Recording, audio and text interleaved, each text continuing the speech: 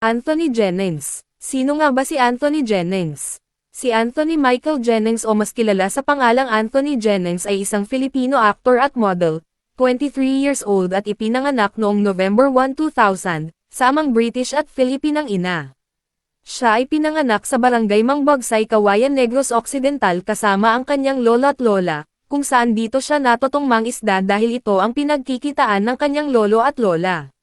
Nang inilarawan ni Anthony Jennings ang kanyang childhood noon na, nasubukan niyang magpalipat-lipat ng tahanan dahil sa kahirapan at kapos sa pera.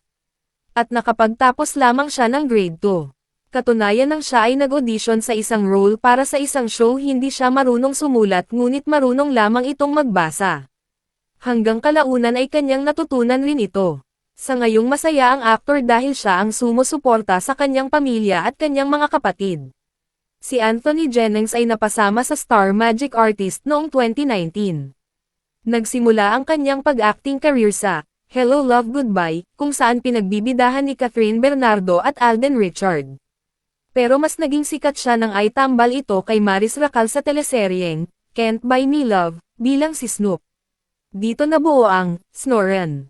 Isa sa aabangan na kanyang proyekto ay ang upcoming na Ekomito.